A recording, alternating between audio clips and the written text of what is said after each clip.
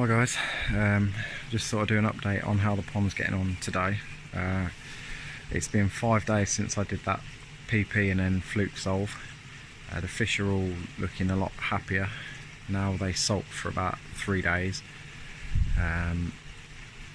Not really any flicking today that I've seen, so hopefully we've got on top of the flukes. I've been away fishing for the last 24 hours and I've come back today and it appears I'm a fish missing. Now I've got the covers off today just because I've been out in the garden, but all last night I had the covers on, and the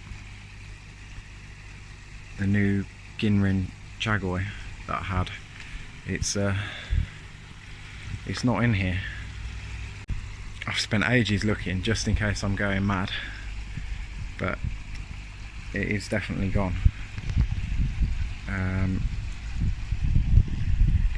I did wonder if maybe, because I did take the weir out of the skimmer while I was doing that treatment because the water level was a bit low, so I did wonder maybe it's gone down the skimmer and got into the drum, but I've been and checked in there and there's no sign of it. So the only thing I can think that's happened to it is that a heron's got it. The fish are a little bit skittish at the moment, but that's because I've taken the covers off and I've been mucking about today. They were alright earlier. I've never seen a heron in the garden up until now. I still haven't seen one, but I have seen them on the estate that I'm on, probably only 200 or 300 yards away from my house. So really I think that's the most likely explanation. The water's really cloudy at the moment. Again, in looking for this missing fish, I took all the media out of the moving bed and just had a look in there. Obviously it wasn't in there because there's a cage to stop the media getting back out, so there's no way it could have got in. Anyway, while I was in the moving bed, I gave it a real good sweep out because there was loads and loads of rubbish settled in there from when I bypassed the drum for 24 hours. So yeah, at the moment the drum is working fine, but the water's very murky at the moment and the drum's going off about every 5-10 minutes at the moment. But hopefully it should have that clear pretty soon. The reason I was going to do a video today, not to talk about my lost fish, which is really annoying,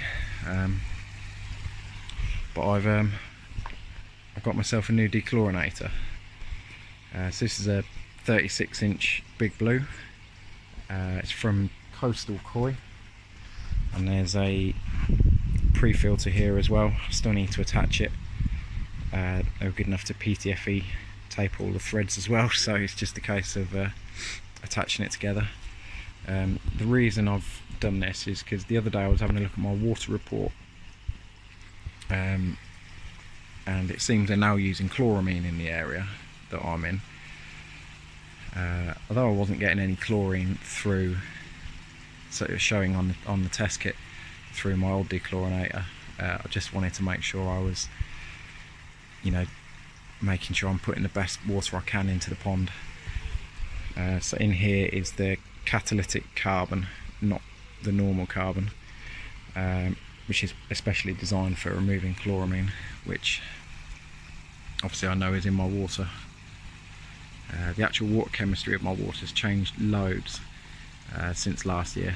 I used to get a KH value of 5 out of the tap, and it used to stay at about 4 or 5 in the pond, whereas now I get a KH of 14 out of the tap. So it's a real big change since last year.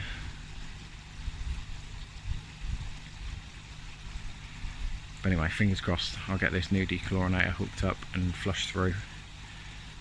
Fingers crossed, if we're putting some better water in, hopefully the fish will be alright.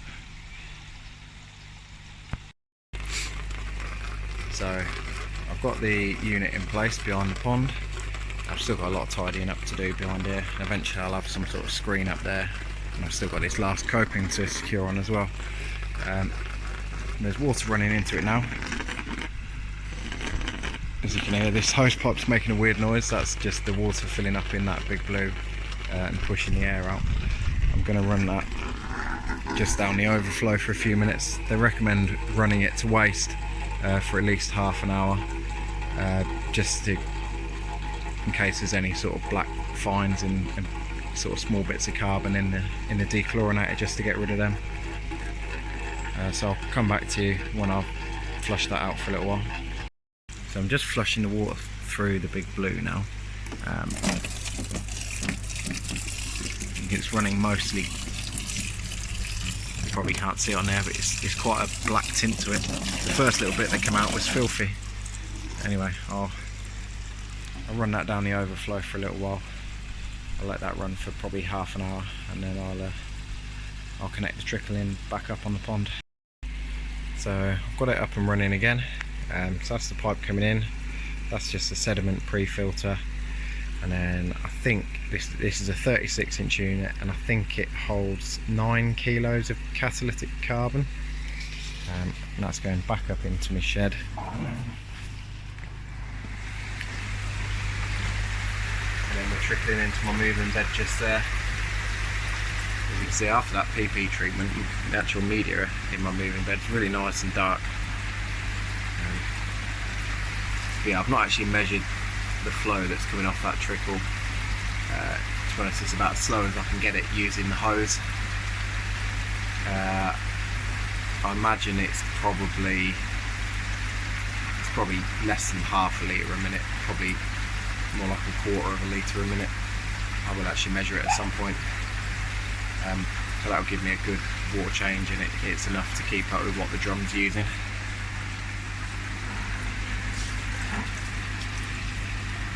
Yeah, if you have a look at this media now, it is nice and mature. I'm feeding quite a lot more, you know, and even after this PP treatment, I'm still able to feed quite a bit of food now. Pond water is currently at 17 degrees. The heat is set at 16, or 17.2 it went up to for a second there. The heat is set at 16, so that's not really coming on. It does sometimes come on during the night. Obviously I do have the covers on overnight. But yeah, I am gonna have to, I don't know, get a net over the little bit that wasn't covered. Because if it was a heron that caused me to lose a fish, I certainly don't want to be losing any more. But yeah, after disturbing all that muck in the bottom of the moving bed, it's still a bit murky in there, but it is beginning to clear. But yeah, drum's still triggering probably every 10 minutes at the moment. It does take out quite a lot of rubbish. You know, I've had my problems with this drum, which I will get around to doing a video at some point, but it does seem to be working well now.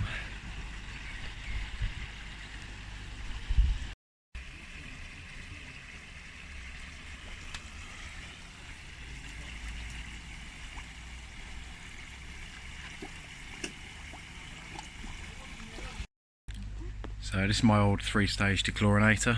I used to run it through this one. Come on dog, get out of the way.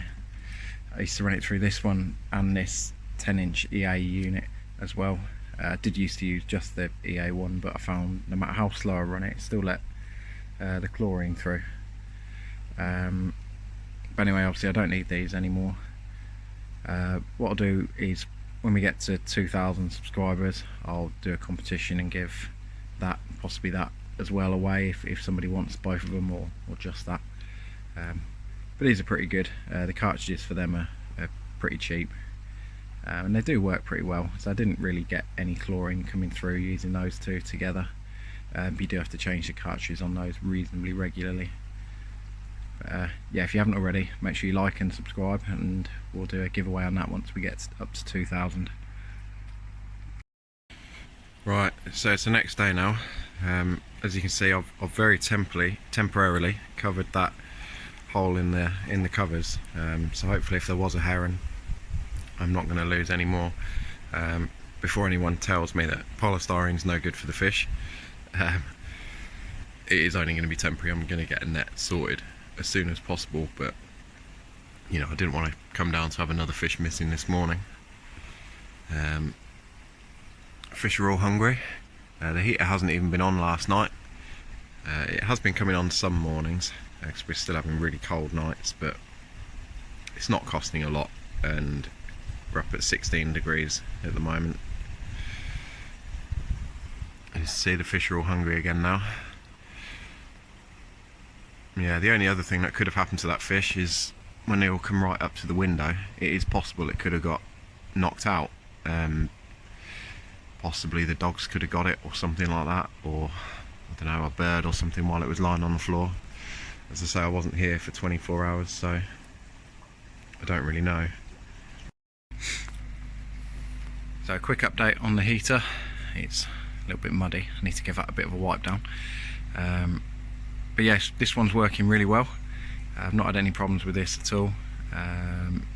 It's cost me, I think it's averaging about 70p a day to keep it heated up at 16 at the moment. That's sort of an average, and I did have one day where I ended up doing about a 50% water change because the drum got stuck in a clean and pumped it all out. So you know, it had to heat all that back up again. So to still average 70p for the month, I think is pretty good, and the fish certainly appreciate it anyway. Definitely money well spent, I think. Yeah, the fish definitely seem happier now after the treatment. They were sulking for a few days, but they seem all right now.